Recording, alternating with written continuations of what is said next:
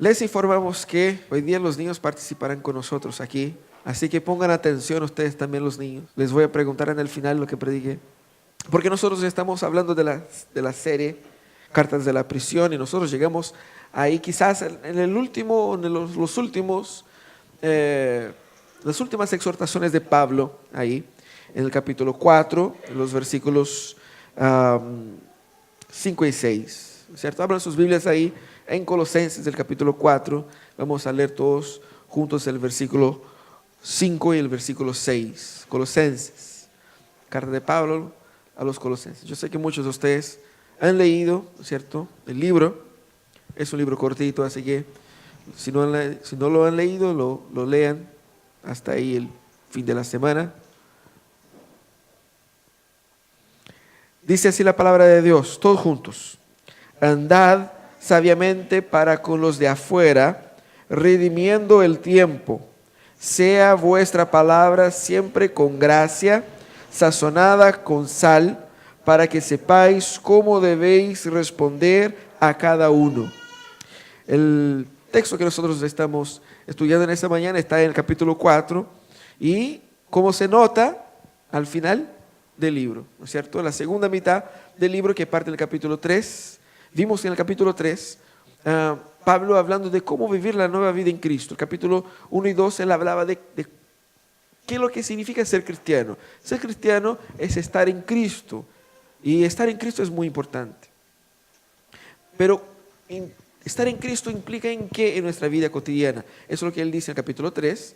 Y en el capítulo 4 él nos va a dar ahí algunas exhortaciones finales, algunas orientaciones finales, y también estimular a la participación en la misión juntamente con él y con sus amigos. De eso se trata el capítulo 4. Por eso él va dando esas orientaciones y nosotros llegamos en este versículo y cuando preparaba el mensaje solo me recordaba de una escena un tanto bizarra que nosotros vimos ahí hace un par de semanas, ¿no es cierto? Todos ustedes se acuerdan de este alcalde, o algunos de ustedes se acuerdan de este alcalde que en una entrevista en la televisión, él se decía evangélico y la periodista le preguntó algo relativo a eso y yo no sé lo que pasó en su cabeza, no logré entender su raciocinio. De alguna manera él llegó invocando el cuco. Y fue un momento así de vergüenza ajena, pero cuando nosotros nos recordamos de esta escena, si usted no lo ha visto, imagine la escena de un hombre que se dice cristiano en cadena nacional, hablando cosas sin sentido ante la periodista que estaba al otro lado de la línea, y un hombre, no era un hombre cualquiera, era un alcalde. Entonces uno se queda pensando en la visión que los no cristianos tienen de los cristianos, en especial los evangélicos. Cómo nosotros somos vistos, ¿no es cierto? Después de este episodio, hablar de la manera como nos ven, se puso una cosa un poco más complicada, ¿no? Ya no era buena la fama y ahora se puso peor. Así que cuando nosotros pensamos en la manera como somos vistos, debemos pensar en dos aspectos, ¿no? Primero, sí, está un aspecto de que siempre, desde Pablo a los Colosenses, la iglesia primitiva, siempre fue visto de una manera equivocada por la sociedad. Eso es normal. Pero también hay el otro lado, el lado en que nosotros también damos espacio para que hablen cosas. Hay el otro ejemplo, el ejemplo que se hizo de estas, yo no me acuerdo cómo se llaman, de las, algo bochornoso en la tele, de cómo se vestían los evangélicos y eso.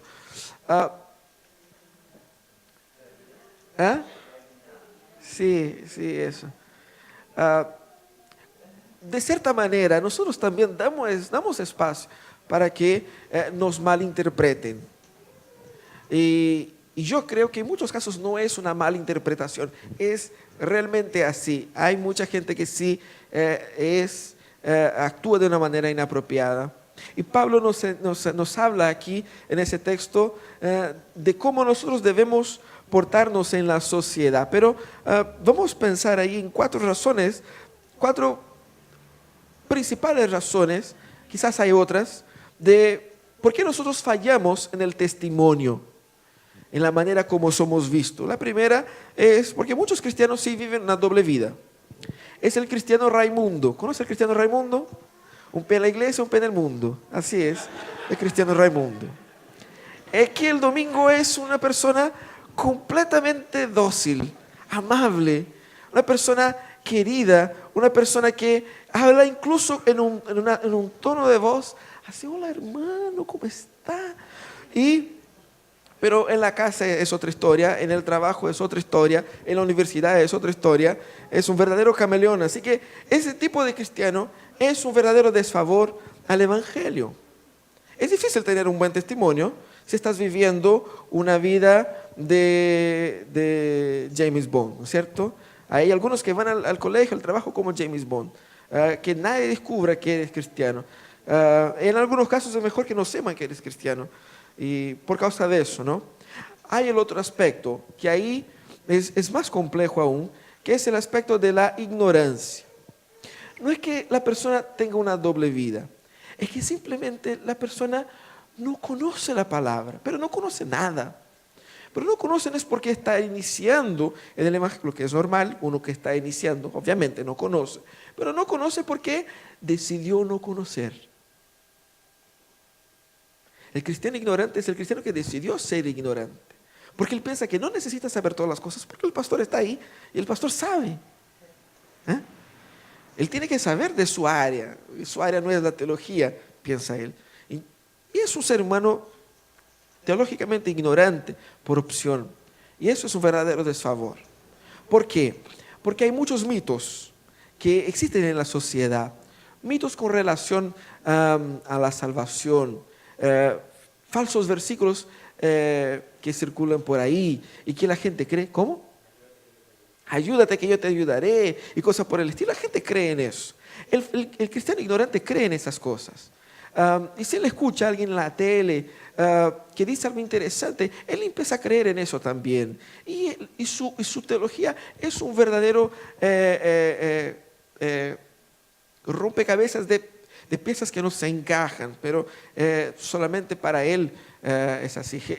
Jesucristo para él es un verdadero Frankenstein, ¿no es cierto? Con el brazo de uno, la pierna de otro, y así va armando. Ese cristiano es un verdadero desfavor y es complicado tener un buen testimonio si usted no sabe quién es Cristo, qué es lo que la palabra dice y cómo debe portarse, ¿no? Pero también hay el otro aspecto, que es el aspecto de la espiritualidad fría. La persona que a lo mejor sí lo conoce, pero conoce a Jesús técnicamente. Conoce a Jesús de una manera bastante fría, calculista y racional. Sabe que debe ir a la iglesia y participar de eso, pero no lo hace con pasión. Lo hace porque sí es bueno, o sí yo estoy acostumbrado, o leo porque sí hace bien, y cosas por el estilo. Y ese tipo de espiritualidad fría, sin pasión, sin vida, es una gran barrera a que podamos vivir plenamente el Evangelio como debe ser vivido el Evangelio. Pero hay también el último aspecto del cristiano, que es sí bien intencionado, pero él no tiene una visión misional. ¿Qué es lo que significa eso? Él piensa que él está feliz con Jesús. Sus amigos no tienen a Jesús, pero eso es un problema de ellos. Él está feliz, es una opción que él tiene, el otro tiene otra opción, cada uno tiene la suya, bueno, yo vivo la mía, cada uno con sus problemas. Ese tipo de pensamiento, que parece ser un tipo de tolerancia, es en realidad lo opuesto a la tolerancia. Es la expresión más plena del egoísmo. No confunda egoísmo con tolerancia. Cuando el cristiano se cierra en compartir el Evangelio, él está actuando en contra del Evangelio que él dice creer. Y por eso, esas son una de las razones por las que mucha gente, por ejemplo, el servicio misional, no se preocupa de lo que la gente va a pensar. Obviamente que no debemos andar plenamente pendientes de lo que la gente piensa, pero sí debemos preocuparnos de expresar en nuestra vida lo mejor posible el Evangelio. El cristiano sin visión misional no se preocupa, porque no está preocupado con que la gente se vaya al infierno.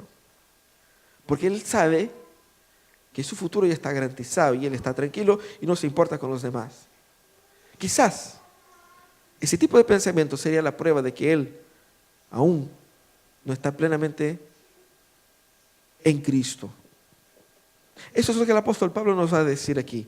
Y nos va a enseñar algunas prácticas, digamos, para evitar esto, para evitar esta tan mala fama.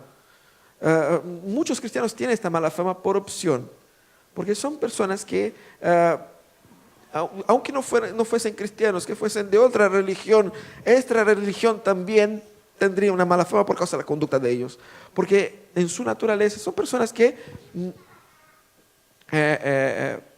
les falta un compromiso real con el Evangelio. Vamos a aprender aquí entonces algunos principios para ser un cristiano misional. Por misional nosotros entendemos esto. Por misional nosotros entendemos esta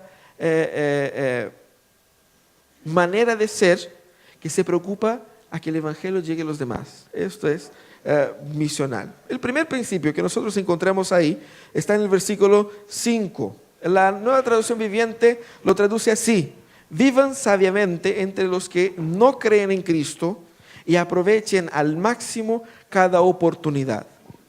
Esa es la traducción del mismo texto del versículo 5, y esa traducción, en mi opinión, extrae mejor el sentido que Pablo quería dar a ese texto.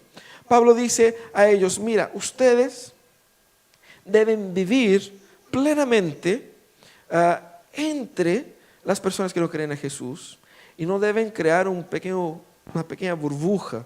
Vivan ahí, pero vivan sabiamente y aprovechen al máximo cada oportunidad. Lo primero que Pablo enseña es actuar entonces con sabiduría, lo que es una gran enseñanza para nuestros días, ¿no es cierto? Evitaría el episodio del cuco, por ejemplo, ¿no? Actuar con sabiduría. La expresión de Pablo aquí hace referencia un poco a lo que Jesús dijo en Mateo 10:16. Sed pues prudentes como serpientes y sencillos como palomas. Actuar con sabiduría significa que sí, yo soy un cristiano, pero no soy tonto. El Evangelio sí me enseña a perdonar, a amar, a andar la segunda milla, pero no por eso yo soy una persona desprovida de comprensión de quién soy, de dónde estoy. Todo lo contrario, el Evangelio me da toda la comprensión. Eso es lo que Jesús quería enseñarle a sus discípulos y lo que Pablo nos enseña aquí. Pablo sabía que la mejor forma de frustrar estas calumnias, ¿qué calumnias? Las calumnias que los cristianos de la época de Pablo estaban sufriendo, porque ellos estaban siendo perseguidos. Los paganos les consideraban ateos porque ellos no tenían ningún Dios visible, adoraban a un Dios que no tenía forma. Ellos no tenían un templo, se reunían en una casa, en un salón. Los judíos les consideraban herejes. Entre herejes, ateos, y además, como se reunían en lugares cerrados, muchos lo consideraban como una secta que realizaba ceremonias muy perniciosas, muy condenables, tomando la sangre de su maestro, comiendo la carne de él. Entonces ellos tenían una fama de ser antropófagos, ellos tenían la fama de ser ateos, ellos tenían la fama de ser herejes, ellos tenían la peor fama posible. Y Pablo dice: mira, ustedes tienen que actuar sabiamente entre ellos. Eso implica que no vayan a pelear con ellos. Y tampoco pórtense tontamente, dando espacio para que ellos tengan ideas equivocadas del Evangelio. Por eso él dice, Pablo sabía que la mejor forma de frustrar estas calumnias era que los cristianos se condujeran no solo virtuosamente en lugar de inicuamente, sino también sabiamente en lugar de tontamente. Y eso es muy contemporáneo. Así que por actuar con sabiduría, nosotros entendemos que debemos actuar con coherencia. Aquí se predica la palabra. Ustedes escuchan la palabra. Leemos Mateo 7. Escuchar la palabra de Jesús y ponerla en práctica. Si usted escucha, si entra por aquí y sale por aquí, usted no podrá aplicar en su vida algo coherente con el Evangelio. Usted tiene que absorber el Evangelio y transformar este Evangelio en actitud. Por lo tanto, es muy importante. A veces nosotros nos distraemos, incluso en el sermón, en el estudio y lo que sea, pero es muy importante que tengamos atención porque lo que escuchamos debe entrar en nuestros corazones. Es la palabra de Dios que debe penetrar y transformar. Si no hay coherencia, no hay cómo actuar con sabiduría entre aquellos que no son cristianos. Porque ellos no leen la Biblia, pero ellos miran la manera como vives. Y sí, exigen de nosotros desde un principio un nivel moral superior. Por lo tanto, eso es muy importante. La coherencia es esencial. Lo otro también es la comprensión espiritual. ¿Qué es lo que eso significa? Significa que nosotros debemos ser inteligentes al punto de entender que nosotros somos enseñados por la palabra de Dios, que el hombre sin Dios está muerto en sus pecados y él no tiene la plenitud de la comprensión de su situación espiritual. Yo le puedo decir, pero él no me va a creer. Y eso es natural, porque él está muerto en sus pecados. Y necesita que Cristo abra sus ojos espirituales, que Cristo obre en su corazón y lo resucite, lo transforme, para que él entonces pueda entender esa comprensión espiritual. Es importante también entender que las personas se desarrollan cada uno en un proceso distinto. Van creciendo en niveles distintos. Y si tú eres maduro lo suficiente, debes entender que no todos lo son. Y no todos van a entender a lo mejor sus libertades o su manera de vivir como una persona madura lo entendería. Discernimiento. Entender que las personas son trabajadas por el Espíritu Santo, cada una en un proceso distinto. Y que algunas no fueron tocadas por Él. Y por eso no entienden. Y es difícil entonces pelear teológicamente con personas que no fueron alcanzadas por el Evangelio, porque estamos en equipos, en partidos distintos, ¿no? Lo otro también es evitar el dualismo, que es bastante común, iglesias versus mundo. Ese dualismo es bastante común, ¿por qué? Porque la gente intenta dividir su vida así. Esos son mis amigos de la iglesia, esos son mis amigos del trabajo, esos son mis amigos cristianos, esos son los no cristianos. Con esos yo me porto de una manera y con esos yo me porto de otra manera. Con eso yo puedo hablar algunas cosas, con eso yo puedo hablar otras cosas. Son dos mundos. La única manera de vivir en dos mundos es ser dos personas. Si nosotros vivimos en un único mundo, tenemos que ser una única persona. Rompa con ese dualismo, porque ese dualismo no existe. El mundo es el mundo de Dios y la iglesia está en el mundo. La iglesia está en el mundo para producir efecto en el mundo. La iglesia tiene que estar en el mundo. Nosotros no somos del mundo en el sentido de que no compartimos de los mismos principios que ellos, pero estamos en el mundo para vivir en medio de ellos el Evangelio. El Evangelio debe estar en medio de pecadores. Jesús se sentaba con los pecadores. Jesús entraba en el pub a sentar con ellos, a tomar con ellos, a comer con ellos. Los religiosos pasaban por la puerta y se escandalizaban. Pero Jesús estaba en el mundo. Y Jesús vivía con ellos. Porque para Jesús no había el mundo y la iglesia. Todo el mundo era una sola cosa. La iglesia ya estaba en el mundo. Jesús no vivía como ellos. Pero Jesús, siendo luz en medio de ellos, les enseñaba a ellos cómo ellos deberían vivir. Esa es nuestra misión. Eso es actuar con sabiduría. Eso es actuar con discernimiento, con comprensión. Pero el apóstol Pablo también nos enseña a actuar misionalmente, de una manera más específica. Él dice, nosotros debemos aprender a redimir el tiempo. Esa expresión, redimir el tiempo, es una expresión que se utiliza de una palabra para tiempo que es kairos.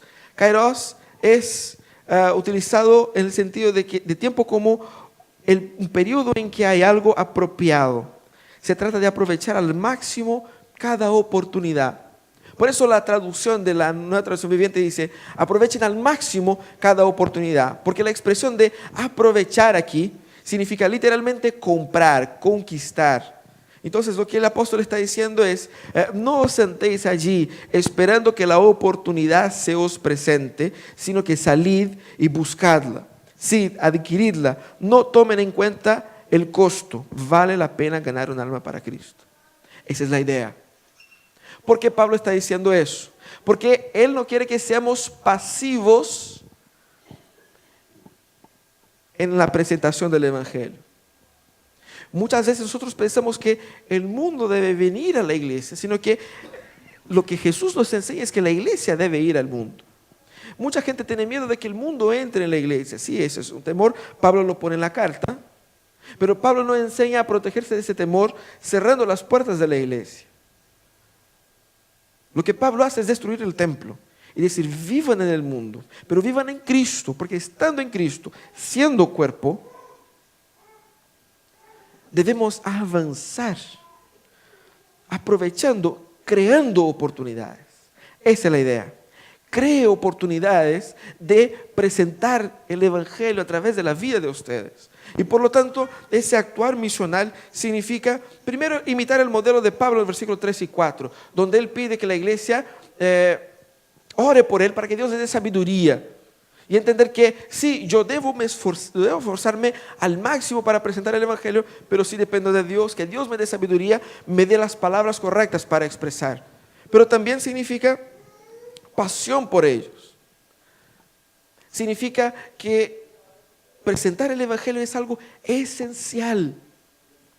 Significa entender que sí, que la gloria de Cristo sea vista, sea vivida en cada familia, en cada vida. No caigan en esa trampa de que no, cada uno tiene una opción, no es eso lo que me dice el Evangelio. El Evangelio solo me dice una sola cosa, de que Cristo es el Señor de todo y de todos. Y los que no están en Cristo serán condenados por ello. No es una cuestión de opción. Por lo tanto, yo debo amar, querer compartir. Debe ser un objetivo, debe ser una meta, debe ser un propósito. La iglesia debe tener este propósito porque la iglesia fue diseñada exactamente para esto. Pablo está hablando a la iglesia. Obviamente que nosotros pensamos en iniciativas personales, pero debemos entender en iniciativas comunitarias también. Porque muchas veces nuestras programaciones terminan siendo útiles, pero tan solamente para nosotros, entre nosotros mismos. Y no raro, cuando alguien se introduce en la vida de la iglesia, uno se siente un poco más incómodo. Muchos se cuestionan por qué hacer cosas para los de afuera, siendo que aquí dentro tanta gente necesita. Hay tantas necesidades. Eso es vivir misionalmente, entender esta pasión por aquellos que no tienen a Cristo. Eso es lo que hacía Jesús. Por eso Jesús se sentaba ahí con los pecadores. Porque él decía, los sanos no necesitan de médico, sino los enfermos. Pero imaginen ustedes llegar al hospital y encontrar los médicos, todos reunidos en una sala, compartiendo, felices porque están sanos. Los enfermos ahí, botados por la calle. Uno podría decir, mira, ese hospital está con un serio problema. Está con un problema gravísimo. Porque este hospital no funciona. Esa es la lógica. Pero también el apóstol Pablo nos llama la atención a conquistar la oportunidad. Eso implica en que debemos, sí, no solamente esperar que ellos quieran, pero también debemos vivir de tal manera a que podamos generar esta instancia. Tener una amistad que sea verdaderamente honesta, no solamente en expresar mi opción o mi opinión, pero en presentar el Evangelio. Crear una oportunidad, como vimos en el punto anterior, sabia, de presentar el Evangelio. Obviamente si ya empiezas hablando del cuco, va a ser muy difícil llegar al Evangelio. Pero tú debes entender y debes conocer la persona, y conquistar la oportunidad implica en que tú debes conquistar el derecho de ser escuchado. Nadie está obligado a escucharte de toda la teología que crees, sin antes entender su preocupación por ella como persona. Debemos conquistar el derecho de ser escuchados. Es decir, debemos escuchar, debemos amar la persona. No es un número, no es un objetivo sólido, no, es una persona, un ser humano con problemas, con traumas. Y que yo debo relacionarme con ella al nivel más personal posible, entrar en su vida. Ella debe ser importante para mí como persona. Si yo no logro este tipo de intimidad, no puedo comunicar el Evangelio eficazmente. No estamos vendiendo parchicuritas en la calle. Nosotros estamos presentando algo mucho más profundo, que es el Evangelio. Y eso necesita que entremos en la intimidad, en la vida del otro. Pero el apóstol Pablo dice en el versículo 6 lo siguiente: que sus conversaciones sean siempre cordiales y agradables, a fin de que ustedes tengan la respuesta adecuada para cada persona. Esa es la versión de la Nueva Traducción Viviente. Es cierto la palabra siempre, que está en el original, pero no está en esta traducción. Y en este versículo el apóstol nos da una aplicación más explícita de cómo debemos vivir. ¿Por qué? Porque nosotros nos comunicamos diariamente con el chofer de la micro, con la persona del trabajo, con el funcionario, con el jefe, con uno, con otro, con un compañero. Y él dice, en ese comunicar, en ese vivir, que sus palabras expresen gracia. Y como él dice aquí, que sean sazonadas con sal, que tengan sabor, que sean no solamente comprensibles de lo mínimo posible, pero más que sean interesantes. Eso es lo que debemos entender. El Evangelio es sumamente interesante, sumamente transformador. La palabra de Dios es absolutamente rica. Mucha gente piensa que es aburrida. Bueno, eso se encaja en el grupo de los ignorantes que vimos al inicio, porque no conoce la palabra. Cuando nosotros leemos la palabra y el Espíritu Santo nos guía por la palabra, descubrimos algo impresionante. Solamente quien vive lo impresionante que es la palabra de Dios puede tener una conversación que llegue a este nivel. Pero muchas veces no estás hablando de la Biblia. Estás hablando de la temperatura de un problema A, B o C. Y piensas que porque no están hablando específicamente del Evangelio, tienes el derecho de ser pesado. Tienes el derecho de ser grosero. Tienes el derecho de ser indiferente. Eso es lo que el apóstol está diciendo.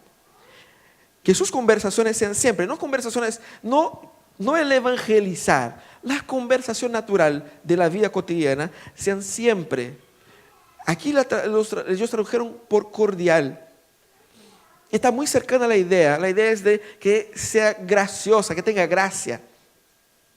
Es decir, que exprese empatía con el otro.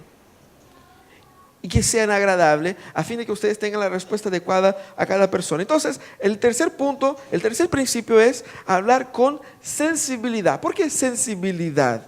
Porque sensibilidad es el tacto, la manera de hablar que me permite comunicar de manera eficaz, sin ser grosero, sin ser pesado. Un lenguaje que es el resultado de la obra de la gracia de Dios en el corazón. En contrapartida significa también que dicho lenguaje no será abusivo, tampoco será vengativo. Tendrá como modelo el ejemplo de Cristo, quien cuando le maldecían no respondía con maldición. Eso se aplica a este compañero de trabajo pesado, que le dice pesadeces todo el día. El hecho de que él se porte así no te da el derecho de ser así también, porque tú no eres así. De la misma manera, el hecho de que te maltraten no te da el derecho de que maltrates a los demás. Eso está en la palabra. Por lo tanto, cuando el apóstol Pablo habla de sensibilidad, él quiere decir que debemos expresar una gracia que nos alcanzó. Si la gracia me alcanzó, yo soy distinto. Si yo soy distinto, debo trabajar de manera distinta. ¿Qué es lo que significa esto? Significa que ahora debo entender todo el mundo por la lógica y la óptica de la gracia.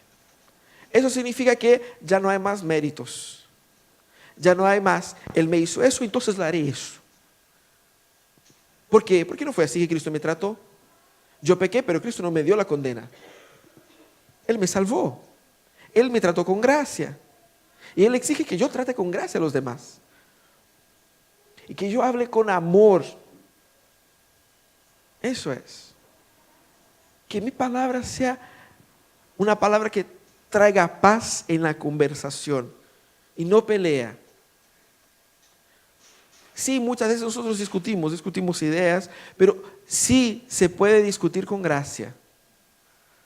Sí se puede discutir con amor.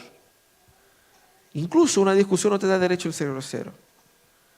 Y estamos hablando especialmente con los de afuera. Pero sí, ellos ven como nosotros nos relacionamos entre nosotros. Jesús mismo dijo que el amor sería la manera como nosotros seríamos identificados en el mundo. Por la manera como nos amamos. Por lo tanto, debemos expresar esto. Vivir esta gracia plenamente. Que la gracia deje de ser un concepto que cantamos en el coro, que cantamos el día domingo, que escuchamos en el mensaje y se transforme en una manera de vivir. En un principio que no podemos violar.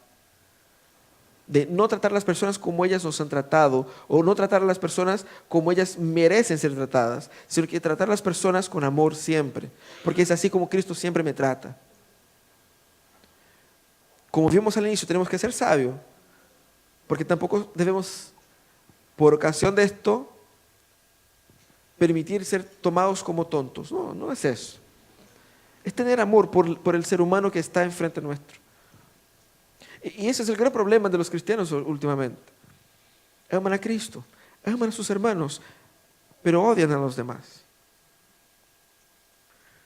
Y muchas veces no lo odian, simplemente son indiferentes a los demás. Ese es el opuesto a la esencia del Evangelio. Si yo amo a Cristo, si yo amo a la iglesia de Cristo, yo tengo que amar también a los que no están en Cristo. Porque eso es lo que Cristo nos enseñó. Eso es gracia. También debemos entender que siempre debemos hablar así. No solamente cuando nos están filmando. No solamente cuando alguien nos está escuchando. Pero esa debe ser la manera como hablemos siempre. En todos los lugares. Debe ser un padrón. Y no solamente como hablamos aquí en el culto. Aquí obviamente todos hablan con cordialidad. Por lo menos uno frente al otro. Nosotros sabemos que a veces por la espalda se escuchan muchas cosas que no se debiera escuchar, ¿no es cierto?, en cualquier lugar. Y eso es un detalle. Siempre se aplica a esto también. Somos cordiales frente a la persona, pero por la espalda somos muy poco cordiales, muy poco amigos y muy poco amables, ¿no? También hablar con sensibilidad significa preocuparse del otro más de que mí mismo. Cuando discutimos muchas veces o cuando conversamos, expresamos, sale hacia afuera todo nuestro egoísmo. Utilizamos a Dios para cumplir nuestros sueños egoístas, para que Dios realice nuestros sueños egoístas, para que Dios nos ayude a ser cada vez más egoístas y más yocéntricos en la vida. Pero el apóstol Pablo nos habla de que debemos preocuparnos del otro, hablar con cordialidad, con gracia. Gracia es el foco en el otro, en las necesidades del otro, en los problemas del otro y no en los míos solamente. Porque sí hay gente con problemas mucho mayores que los tuyos. Y para cada uno, nuestros problemas son grandes. Uno puede decir, mira, mi vida está un caos de qué sé yo. Pero si yo me preocupo con el otro, voy a entender que la vida del otro puede estar tan o más complicada que la mía. Y aunque no esté, eso no me da el derecho de ignorarlo. Porque la gracia aquí no es condicional. No es solamente para los que están con problemas, es para todos. Hablar con gracia a todos. Pero por fin, el apóstol nos enseña a hablar con inteligencia. Esa es la parte más difícil, ¿no es cierto? Porque nosotros pensamos que el cerebro es algo que debemos tener solamente para rellenar ahí el hueco y para sujetar el pelo en la cabeza, los que tienen, y nada más. Entonces ese es un desafío para los cristianos de nuestros tiempos, hablar con inteligencia. El apóstol nos enseña aquí a saber responder. ¿Qué es lo que significa eso? Pedro, en su primera carta, dice lo siguiente: si alguien les pregunta acerca de la esperanza cristiana que tienen, estén siempre preparados para dar explicación, pero háganlo con humildad y respeto. Ahí es un tema. Porque si alguien le pregunta acerca de la palabra de Dios y tú no estás preparado, ¿qué es lo que vas a responder a esta persona? Mira, no sé, consulta Wikipedia. No he leído esta parte de la Biblia llamada Antiguo Testamento, nunca, solo el Nuevo. Es complicado, ¿no? Si nosotros decimos que creemos en la Biblia, debemos tener por lo mínimo el trabajo de leerla. Leer lo mínimo para tener una idea de dónde estamos pisando, ¿no es cierto? El segundo paso de estudiarla, de conocerla, para entonces poder practicarla y amarla. Por lo tanto, hablar con inteligencia significa conozca tu fe y conozca tu historia. Si alguien le pregunta, ¿qué es lo que significa presbiteriano? Uno va a decir, que tiene presbíteros. Bueno, eso es fácil. ¿Pero qué significa presbíteros? No sé, debe ser líderes, porque la gente elige en la iglesia, son líderes de la iglesia. ¿De dónde viene la iglesia presbiteriana? Debe ser de los Estados Unidos, ¿no? Y empieza, ¿qué es lo que pasa? Cuando uno no sabe la respuesta, uno empieza a inventar. Y va rellenando así bueno, yo creo, yo he escuchado por ahí que debe ser más o menos eso. Y ese es el gran problema. Eso nos hace pasar vergüenza ante los demás. Debemos conocer la fe. Debemos conocer la palabra.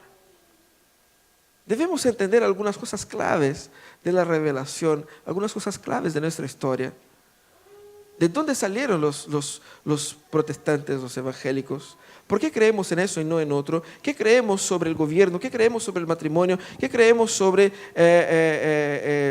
el diezmo, el bautismo? ¿Por qué los presbiterianos bautizan a los niños y los pentecostales no? ¿Por qué ellos creen en eso y los otros no creen? ¿Por qué ustedes hacen eso y no hacen el otro?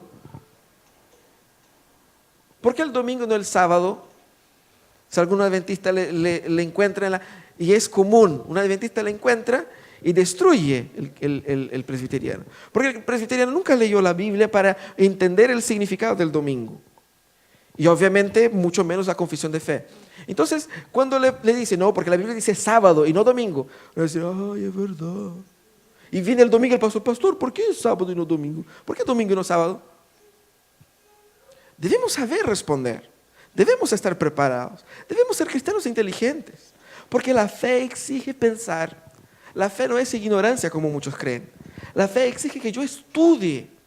Porque mientras más sé, más creo. La fe no es ignorancia. La fe es certeza de algo que yo no veo. Pero creo en lo que está revelado. Por lo tanto, debemos sí conocer nuestra fe, nuestra historia. Sepa cómo el cristianismo se relaciona con el mundo.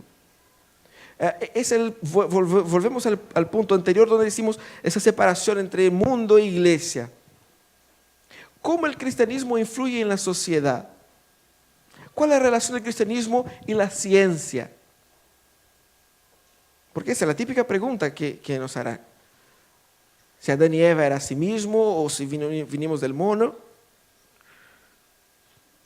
Algunos van a intentar entonces crear una respuesta. Bueno, es más o menos, es un mono que Dios creó. Debe ser, ¿por qué no puedo contradecir la Biblia? Porque tampoco no me gusta contradecir la Biblia, pero tampoco me gusta pasar por tonto como que no cree en la ciencia. Entonces me quedé en la mitad del camino. ¿No es cierto? Y la mitad del camino es el problema. Debemos conocer la Biblia y conocerla plenamente y entenderla y ver cómo ella se relaciona con la vida.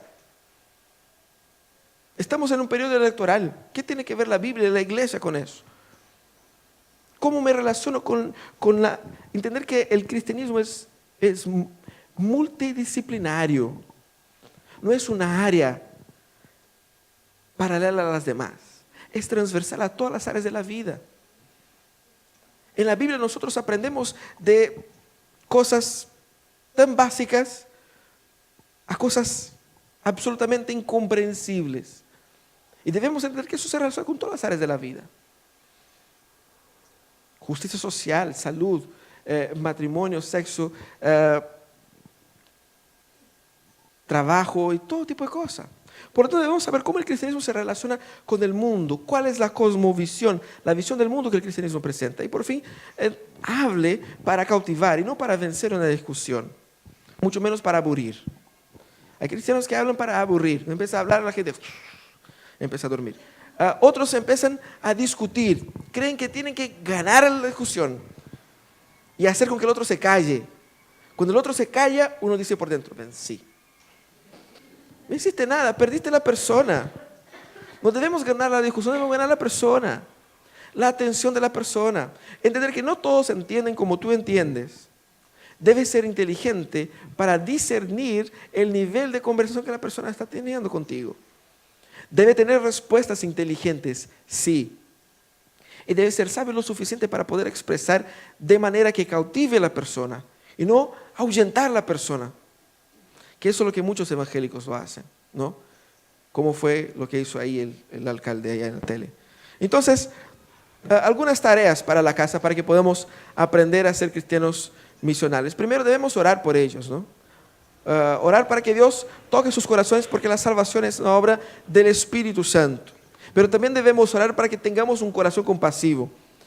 Porque muchas veces nosotros no estamos ni un poco preocupados con los que no tienen Cristo. Y ese es un problema. Ese es un gran problema. Debemos orar porque en el proceso de orar por los no cristianos, nosotros nos ponemos compasivos también. Debemos orar por ellos, constantemente, continuamente. Pero también debemos cambiar nuestra rutina. Cambia la rutina. A lo mejor debemos permitirnos estar en el mundo en que ellos están.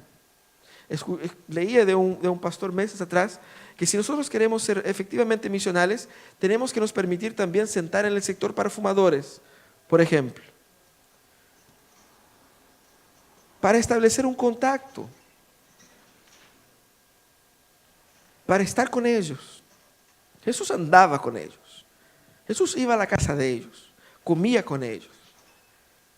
No debemos entender que ahora soy cristiano, no me relaciono con nadie que no sea cristiano, no escucho ninguna música que no sea cristiana, no leo ningún libro que no sea cristiano y no toco ningún equipo, cosa que no sea cristiana. Yo vivo en la iglesia nomás. Y solo voy a arrendar casas que sean de dueños cristianos, porque si no es un no cristiano no está bendecido. Eso es una tontera. Eso no existe. ¿No es cierto? La ropa que estamos usando a lo mejor un no cristiano la hizo. O un cristiano, no sabemos, ¿qué importa? Esa ropa es cristiana porque es mía. Es así que funciona. Yo no debo tener miedo al contexto donde estoy si estoy en Cristo, si estoy creciendo en Cristo y si estoy firme en Cristo. Pero si tú no estás firme en Cristo, obviamente que sería un gran peligro estar en un contexto que te puede influenciar. Preocúpate de estar en Cristo, firme en Él, y ahí usted puede estar donde quiera. Porque puedes compartir el Evangelio con eficacia. Por lo tanto, intenta hacer este cambio de rutina, pero también conquista el derecho de ser escuchado escuchando. Busca entender la persona, lo que la persona vive, los problemas. Conozca a la persona. Antes de presentar los cuatro pasos, los 5 puntos, los 10 mandamientos, los 7 no sé qué, conozca a la persona. Porque puede ser que ella no esté interesada en eso. Puede ser que ella tenga otras dudas que necesiten ser sanadas primero. Puede ser que ella necesite confiar en ti. conquiste esa confianza, sea confiable de los demás. Y por fin, sé simpático. Ese es un gran problema, ¿no? Ser simpático es bíblico, es un mandamiento bíblico. No es no, que mi carácter es así, mi forma de ser es así. Mentira. No tienes que ser aburrido, no tienes que ser pesado. No es porque hay cristianos que despiertan en la mañana, parece que han chupado un limón. Despiertan así con una cara fea, amarga, gente pesada, gente difícil. No tienes que ser así. Jesús no era así, nosotros no debemos ser así. Sea amable con la gente. Sea la gente que te trata mal o que sea amable con la gente. Rompa el ciclo del amargor. Y sea simpático. Incluso entre los familiares. Ese es un tema importante. Hay gente que parece vendedor de cosméticos. Afuera es perfecto, se relaciona, pero es una máscara. En la casa es un bruto o una bruta. Así que trate sus familiares, porque ese es un hecho. Las personas que nosotros más hacemos sufrir son las personas que más amamos. Porque pensamos que ellas no se importan si yo soy así. Porque en casa soy como soy y me tienen que soportar. Mentira. Tenemos que ser amables incluso con los nuestros, principalmente. Y habla con simplicidad. La gente no le importa si fue Calvino, Lutero, Zwinglio o si está en la confesión helvética de no sé cuánto. La gente no conoce, la gente no se preocupa con eso. Hable de una manera que la gente entienda. Eso es importante. No de una manera que luzcas inteligente. Porque hay cristianos que leen el primer capítulo del libro y sale conversando con la gente como si hubiera salido de un PhD, ¿no es cierto? Como si fuera un doctor de Biblia, como si supiera todo. Solo porque leyó una página del diccionario, sale hablando bonito. No, hable con simplicidad. Tenga paciencia, porque no todos están en el mismo clima, en el mismo tono, en la misma idea. Pero también tenga profundidad en el punto que si la persona te pregunta, tú sepas por qué crees así. Y no solamente sea un repetidor del pastor. Hay gente que son cristianos como papagayos. ¿Papagayos se dice aquí? Son papagayos. Ellos no saben, ellos solo repiten. Repita conmigo. Pararí. Llega a la casa del vecino y dígale eso. Ya. Y el vecino va a decir, ¿por qué? Hay uno va a decir, bueno, mi pastor me dijo solamente eso. Cuando nosotros insistimos con ustedes que participen de la escuela bíblica, que participen de los estudios, no es porque somos pesados, es porque si ustedes no tienen contenido, van a hablar qué cosa afuera. Si ustedes no tienen contenido, ¿cómo van a vivir la profundidad del Evangelio? El Evangelio es mucho más que Jesús me ama. Y Dios es mucho más que amor. Es muchas otras cosas. Y si yo no lo sé, estoy en serios problemas. Por lo tanto, debemos aplicar eso en nuestras vidas para ser misionales, cristianos que están viviendo la vida cristiana que tiene sentido, que transforma las cosas, que cambia las estructuras, ¿no? Vamos a orar, vamos a pedir que Dios nos permita vivir así, que Dios nos permita disfrutar plenamente de este estilo de vida y así influir en el mundo donde estamos.